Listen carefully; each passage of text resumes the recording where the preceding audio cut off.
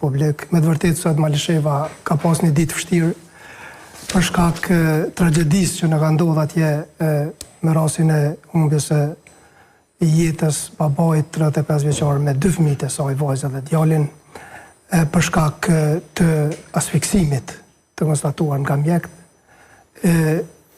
Ne shprehim ngushëllimet tona ndaj familjes.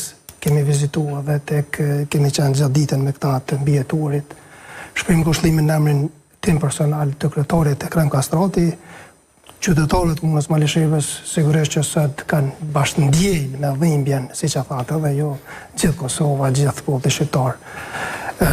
Ajo që e thatë që rasti nga çka ka mujt me rrjedh, na sigurisht që organet kompetente janë duke hetuar rastin nga çka ka rrjedh. Ne nuk jemi thirrur që edhe nuk jemi profesional të asaj fushë, janë organet kompetente ta konstatojnë se nga çka ka rrjedh zjarri dhe rasti deri tek humbja e jetës tyre, por ajo që ne mund të themi që rreth orës 12:55, siç e theksuat edhe jo, organet e policisë kanë marrë një telefonat lidhur me rastin dhe më njëherë kjo shkon edhe në këtë formë janë njoftu organet shtëpia shëndetit, urgjenca, së bashku me drejtorinë e emergjencës, zjarrfiksat kanë dalë në vendin e ngjarjes për 8 minuta, gjithsej dhe stafi mjekësor ka arrit në vendin e ngjarjes, edhe në vetur kanë qenë një rast duke i përcjell në emergjencë, po kanë konstatuar në vendin e ngjarjes se kanë pa që janë pa shenja jete.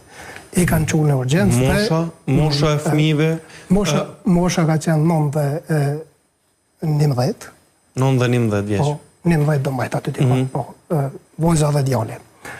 Dhe mjekët pas janë mundu përsëri edhe pse pa shenja jete ka qenë e kotë, ata veç kanë qenë të asfiksuar dhe pa ndjenja, pa shenja jete.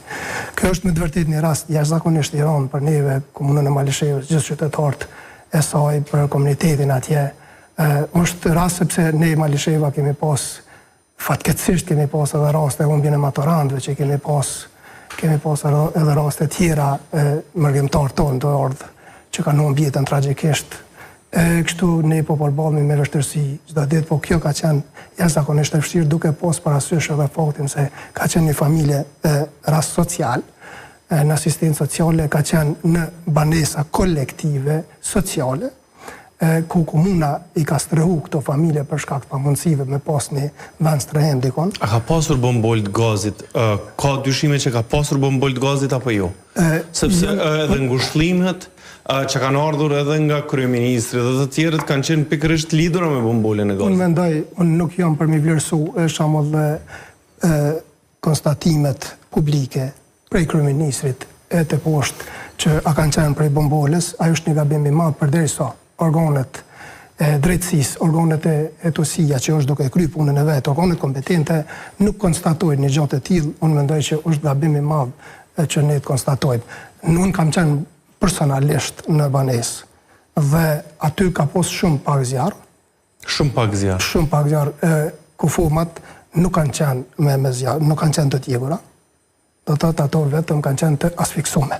Do të thotë nga ty. Do të thënë nuk kanë pas asnjë djegje, asnjë shenjë